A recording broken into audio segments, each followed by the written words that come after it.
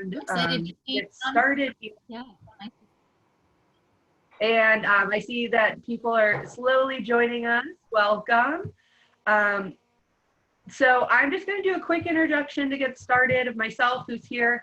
But first, I just want to start off with U.S. News and World Report ranked John Carroll #1 in undergraduate teaching in the Midwest for the year 2020. And that's because we strive for more than what's required academically, personally, and socially to empower you to achieve what others see as improbable. We recognize that lifelong exploration connects us to endless discovery, wonder, and joy. So you will graduate unafraid to pursue the unknown. And we have several of those highly rated faculty members here with us today.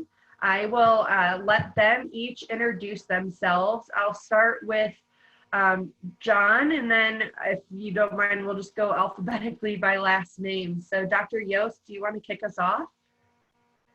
Sure. I'm John Yost. I've been at John Carroll for 25 years, and I'm the current chair of the psychology department, and my area of specialty is social psychology. That's it for now. Okay, I think I am the B. So I am Denise Ben-Porath. I've been at John Carroll for 21 years also. So I am a clinical psychologist. So many students who come to the university to study psychology are interested in this particular area because it's the one that we do the assessment, the treatment, psychopathology. But I'm going to put a plug in for our department in general. We have 4 clinical psychologists that are full-time faculty members. So that's really quite unusual for a school of our size. And what that means is there's a lot of great research opportunities, a lot of great mentorship, internships, and so forth. And so I coordinate the mental health services concentration. And we just recently will be starting up in the fall, one at the Brain Health Science Center at the Cleveland Clinic. That's actually a paid internship. So we're continuing to always add things, and you know, opportunities for our students are really at the forefront of our minds. So. I think it's me, Masterson, if I'm doing my alphabet correctly. Hi guys, I'm Tracy Masterson. I have been at John Carroll as a faculty since 2008. Time has gone by extremely fast. I was also a John Carroll alumni, which is amazing to come back to a school that's truly given so much to me. I love being there every day, and I genuinely miss it now that we're on our little quarantine. But we're Zooming away in class, so we're hanging in there. So I'm one of the clinicians, like Dr. Ben-Porath said. I'm a clinical child and adolescent psychologist, and I do a lot of work. I do you know, some active clinical work. I do a lot with autism, and since I did a lot of my clinical work, like I did my fellowship at the Cleveland Clinic, I have a lot of internships as well. And in child, there's just such a need for students to do some amazing things that I had to wait until I was a grad student to do.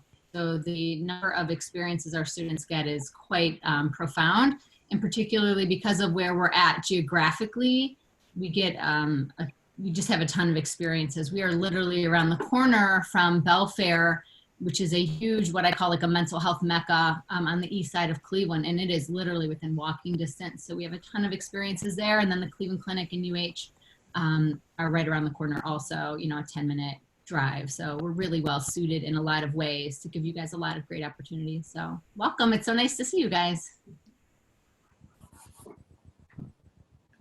I guess I'm next alphabetically. I'm Dr. Helen Murphy, and my area is neuroscience. And I teach psychobiology, mind, brain, and behavior, psychopharmacology, and research projects in neuroscience. The students that are in the neuroscience concentration go into a number of different fields. A number of them go to medical school. We've had students go to graduate school in various areas: neuroscience, psychology, biology, chemistry. It's an interdisciplinary concentration that we have. So actually 3 departments are involved in this. Students also have become physician assistants, nurse practitioners, gone into research in the various areas of the sciences, pharmacy school, and we have very good connections with two medical schools, Ohio University and Lake Erie College of Medicine. And many of our students do research at Cleveland Clinic, so actually get involved with the high-tech scientists at the clinic. Others do their research projects here.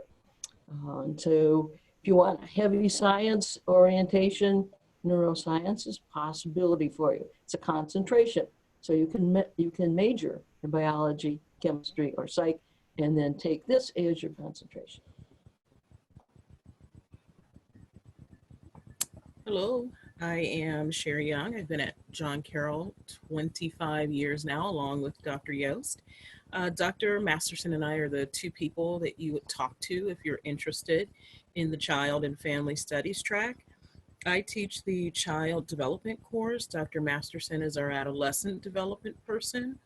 And I think that between the two of us and the courses offered in the department, there are probably quite a few courses you might be interested in, depending on where you see yourself at some point. So Dr.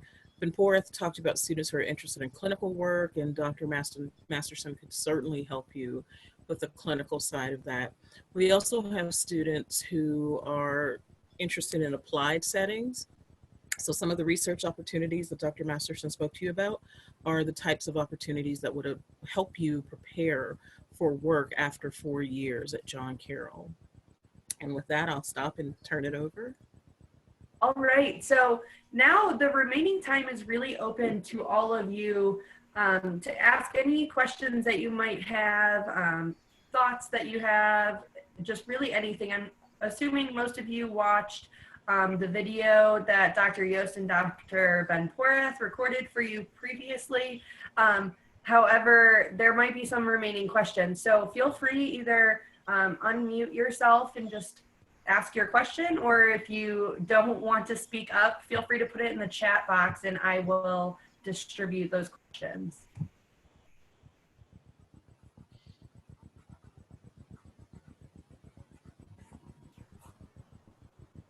One I will start with, so one question I see here, do a lot of psychology majors move on to law school? I can answer Who wants that. to field it? All right. It's not uncommon for psychology majors to go to law school. Psychology traditionally is one of the largest feeder programs into law school. I believe it's in the top 3. We do have a forensic psychology concentration, and for students who are interested in law, that would be a natural way to pursue their interest in law is through our forensic psychology concentration. We also have a minor in forensic psychology, so that's an 18-credit minor. I'd like to just, oh, sorry, Sheri. Just really quickly, I wanted to add that some students who are interested, for those of you who are torn between political science and psychology, if you're thinking about law school, some will major in psych with a minor in political science or major in political science with a minor in psych. And the individual who runs the forensic psychology program is a JD PhD. So she's also a very good resource for helping students figure out which law schools would best suit their needs, meet their interests. That, I just wanted to put the plug in for Elizabeth as well. So again, another one of our faculty members who is able here to be with us, or able to be here today, has her law degree and a PhD in, I think it's developmental psychology. So she knows both of those worlds quite well. Very cool. Another thing I'd like to add, when Dr. Swenson is the forensic psychology person, a lot of students conduct research that is relevant to the legal system. So we, as a department, one of the requirements is our experimental design and analysis class. their students conduct they design and conduct their own research projects that happens in groups. And then students can go on to advanced research methods, and I teach that course, and that's usually 12 to 15 students, and they each conduct an individual research project. I would say each time that course is offered, there are usually 2 or 3 projects that are based on the legal system. So there are many topics. It could be with jury selection. It could be where students are presented with mock trial. So participants in the study would be mock jury members. So it is a common area of research interest for our students. Very good. Madison's question is going to be for Dr. Young and Dr. Masterson. What type of internships would be available for child development psychology? Let me start with this. I think one thing that I love about John Carroll and enables me to be a really good teacher is the fact that we have the Center for Service and Social Action. So I consider those, so basically in all of my classes anyway, and they're really amenable to this. So I teach, again, adolescent development, child and adolescent psychopathology, the disorders of childhood, an autism course, and every student in those classes is working directly. They're matched in the community with either, maybe it could be in education, it may be in a hospital setting, it may be in a juvenile detention setting, but they're working with individuals that match what I'm teaching. So I feel like students right out of the gate, and even when I teach intro, they're doing service. And that's about a 2-hour a week requirement, but you're also getting driven there, you're getting amazing experiences there to sort of see what you like to do. In terms of more advanced internships, we have a tremendous number. I would say I probably have 15 internship sites. Some of them are going to be at Monarch with speech and language pathology, with special education, different things of that nature. Some of my students get experience at different places where they get qualified as a registered behavioral technician, which enables them to make about $16 to $18 an hour doing behavioral treatments with kids with autism and other developmental disorders. So there's a ton of them depending on your area of interest. I mean, I can't even list all of them. We have different research and clinical internships available. But I really love that, with a lower, commitment, you can do some really small internships through service, which is amazing. I mean, they're working, speaking of the forensic experience, like they're going to the juvenile detention center, they're working and doing lots of interesting things that most students would never have the privilege of sort of getting that experience doing as a freshman or sophomore. So there's a lot out there. And if you have some specific interest, please email me. I can tell you kind of more in detail about those. And the only thing I would add to that is, and I think that Dr. Masterson alluded to it when she spoke about the Center for Service and Social Action, you won't have to wait until you're a major to participate in those opportunities. You can begin your first semester on campus. Just walk over to the office and tell them what you're interested in, and they will help you find a placement. Absolutely. So we have quite a few questions coming in here. I'm going to try to snag them all. The next one would be, I was wondering if there are any classes that explore less traditional methods of therapy, like animal therapy. I can probably. Go ahead, Dee.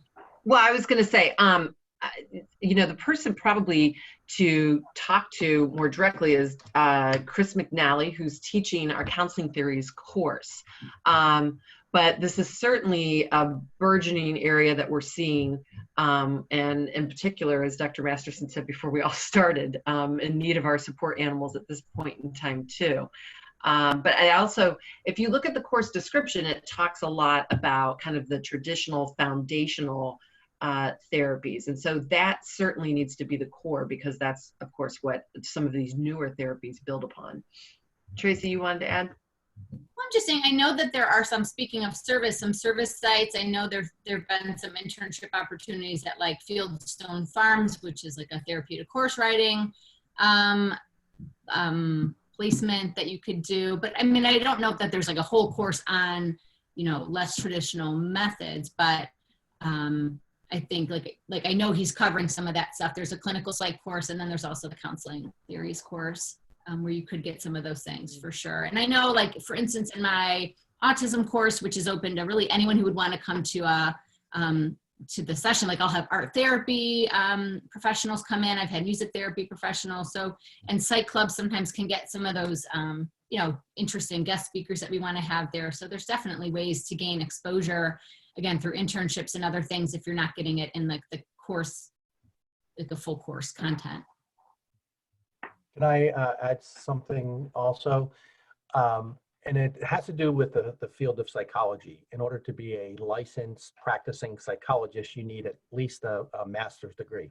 And so our program at John Carroll is an undergraduate program. So what we're providing students with is a foundation. And so less traditional therapies like therapy with animals, that will be touched upon. But if one is interested in pursuing that as a career, that is something that would happen at the graduate level. So a student would find a program that focuses on a particular type of therapy, and they could pursue it that way. Kaylee asked, in her interest of becoming a speech pathologist for children, would her major be education with a minor in psychology or communication science disorder? Like, how would you suggest choosing a major? I tend to advise these students a lot because they come into me through autism, and I would say a lot of them tend to be psych majors.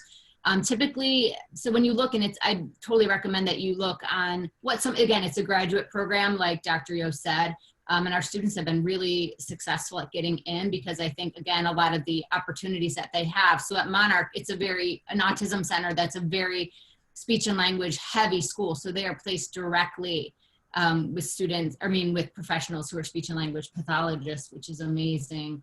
But you also, for some of the coursework, and this is just one of those things that John Carroll has, some of my students, as they've sort of made that decision, there's a couple courses that we don't have that would be a requirement for graduate school. However, at John Carroll and a lot of most schools that you're going to maybe go to will have something called cross-registration, where every semester as a John Carroll student, you're able, and if you look up JCU cross-registration, you can see all of the other universities. You could take one course each semester there. So there's like a class, like there's one class required called like phonetics, and we don't offer that at John Carroll, even in the communication department. But my student might take like an online phonetics class at CSU, at Cleveland State. Again, that's free, and so that's how some of them have done that. But the core classes like development, psychopathology, those are typically required that we certainly offer. I think there's ways around it, but I would say our communication program at John Carroll is not as heavy on like speech disorders. It's a little bit more of like maybe more mass communication based or more kind of journalism based and other things, rather than those kind of like speech and language pathology based interventions. So I would say psych is actually probably the way to go. I don't know if anyone else has insight on that, but that's what I see. I would also recommend talking to Dr. Kathy Lee, who is the advisor for the pre-health program. My understanding is she often advises students to major in psychology, but it's worth it to have a conversation with her and see if she has any other recommendations. And I can also connect you with students of going into speech that, again, if you have that interest, I can talk with you privately, or I can connect you with some students who've just gotten into, their grad programs. So I'm happy to do that too. Dr. Murphy, can you talk a bit about the courses that are required for the neuroscience concentration? Certainly. There are certain courses that everybody has to take that's in the concentration, and there are other courses that would feed in by taking their major. So for example, everyone, no matter which department, has to have 1 year of biology, and then added on to that another advanced course in biology called human physiology. 2 years of chemistry, a year of general chemistry, a year of organic chemistry. The psych courses that have to be taken are psychobiology, psychopharmacology, and an independent research project in the area of neuroscience. And so those are common to all the majors. If one is a chemistry major, then there would be additional requirements of things like biochemistry. Biology majors may take as kind of an elective cell and molecular biology. So there are certain standard courses, and then the rest will depend upon your department of major. And then in the pre-recorded session, there was mention of different internships and where those are available. One of those was specifically about a neuropsychology internship at the Cleveland Clinic for mental health services. And this student is wondering if a person with a psychology major and a concentration in neuroscience will also be able to take this internship. That one we'll talk to Denise about. You're doing something with the neuropsychologist. The neuroscience people can take that certainly as their independent research and their work with a neuropsychologist. And a number of students have done that. But Denise, did you have anything to add? Yeah, so this is the internship that's at the Cleveland Clinic. And generally it's a 1-year commitment generally. So what happens is you're there for the first semester, and provided everything goes well, they like to keep you on for a second semester. And you're really working closely with a neuropsychologist. You're going to their team meetings. You are administering psychological tests to individuals who have everything from concussions to strokes to dementia and so forth. If you were in Dr. Murphy's neuroscience concentration, you would be really desirable for this internship, in part because they like individuals who have that background in brain anatomy and so forth. So we've definitely placed some people there who have been in the neuroscience concentration, and I would say that that's probably a really positive asset on their application whenever they're looking at internships. So. But we've also placed a lot of people that are just doing mental health services as well. So that doesn't mean that you cannot. So we have about 3 more questions I'm going to try to get in these last 8 minutes. The first one is probably one that a lot of people are wondering. How do you learn more about the different concentrations? Does the introductory psychology course go over the different concentrations? I can address that. In terms of the first part of the question, does the introductory course go over all the concentrations? It may be mentioned in that class, but what the content of introductory psychology would be covering it would be an introduction into the content of the different areas of psychology. But to answer the question directly, our PS 190, Professional Development in Psychology, that's a required course in the major. It's a 2-credit course. It's a hybrid course, meaning it's half online and half in the classroom. That will address the different concentrations specifically. Good. I would also just add, work with your advisor. These faculty members are here to help and support and guide you in whatever your questions are. While they all do have different concentrations themselves, they are familiar and can at least connect you with the other faculty members that are in those other concentrations. Have conversations. Yeah. A lot of it's available online. So, again, if you need help getting that, a lot of the structure of the concentrations are online, so we can help you that way too. Right. And if you indicate an interest in psychology at orientation, though more than likely your what we call cohort advisor will be someone in the psych department. So that's another way to also learn more directly. And one other thing I'd like to add is, I just wanted to add one other thing is, there are formal ways that you can learn about this, and but probably the best way just happens through osmosis, in the sense that being a student in the department, getting to know your faculty members, having discussions with your advisor, all that information just naturally evolves and gets transmitted to students. So being engaged in the department will make that information available to you. What are some of the different research projects that psychology students with a concentration in mental health services have done in the past? Okay, so that would be me. I'm just thinking off the top. So there's kind of four, I would say, different ways to get involved in research. One, I'll start from the lowest level and work my way up. The first is what we call our Psychology 299 course, which is just working with a individual faculty member on their specific research. So there you might be learning about things like how to use Qualtrics, how to use SPSS, some of the statistical software packages that we use. And then the next would be the Psychology 301. This is whenever you're working with a group of 3 other classmates, and together you collaborate to help develop that research project. And you do that in a semester where you're actually collecting data using human subjects. And so those can vary from anything to stigma on mental health, to social psych concepts, to things like image management or impression management with social media and so forth. After that, many students go on and take Dr. Yost's class, which is the Advanced Research Methods. And there you're working just with Dr. Yost in a small class size on your own individual research.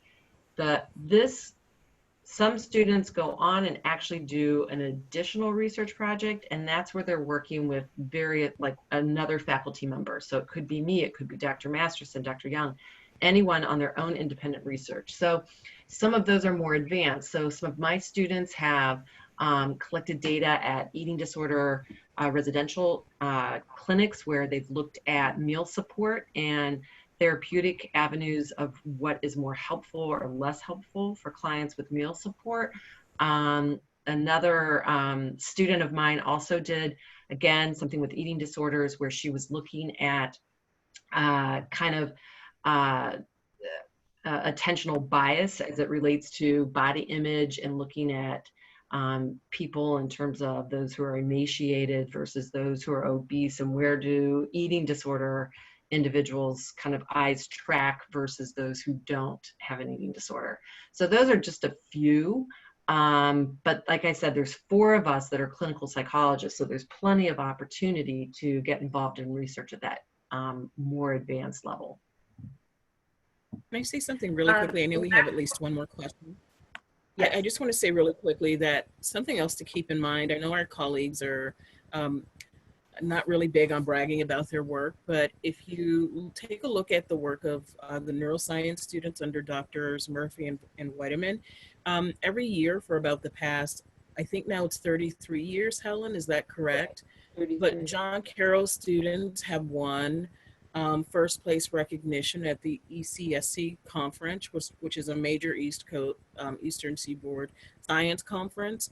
And those projects are blind reviewed, so they're not winning simply because people know these are students coming from John Carroll. They're winning because of the quality of their work. And every year, Dr. Yost takes a large contingent of students to the Midwestern Psychological Association conference. And we've had first place winners almost every year for, I think, John, about the last 20 years or so, 25. I think we're coming up on about, I don't know how long it's been, but almost every year a first place win at MPA as well. So it's not just that students are doing research, it's that the research that they're engaged in is being recognized outside of John Carroll as quality work. Let me just add something really quickly. If you have an interest in doing research, you'll have no problem finding a faculty member who will help you with that research. And we have, it could either be within the structure of a formal course or just on your own. And if you have an idea, present it to a faculty member, and our job is to help you to find a way to study it. As long as it's not something that's unethical, we will find a way for you to research what you're interested in researching. So we have 2 more questions, but I want to be mindful of time. It is 12 o'clock. So if you are looking to switch sessions into the residence life or commuter session, please go ahead and do so. But I do want to address Lily and Kendra's questions. So you are welcome to stay and hear those as well. So Lily's question is about the 3-2 program with CASE. And I assume that she's talking about the Master's in Social Work program. I can talk about it if you want. Sheri too, I know knows some things. So it's a fantastic program. We're also working on something very similar with our counseling program at John Carroll as well, to sort of streamline this the process, right? Because we know time is money and money is time, and it's helpful to sort of, we can kind of prepare you as you're going forward a little bit earlier.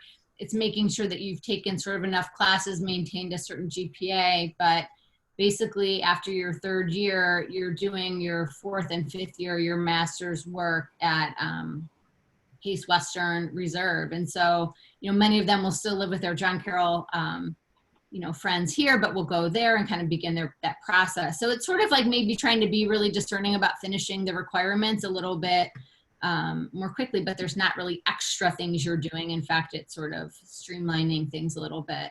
I don't know if John, if you have any insight about, we're coming up pretty nicely with a project for the 3-2 with counseling that looks like it's gonna move forward ideally. So yeah, I think it's just a great way to sort of save time and gain exposure, because we really do prep you guys really well at a pretty quick period of time. And, we've had students, I have a student now I was just talking to the other day who's in the program and doing really well.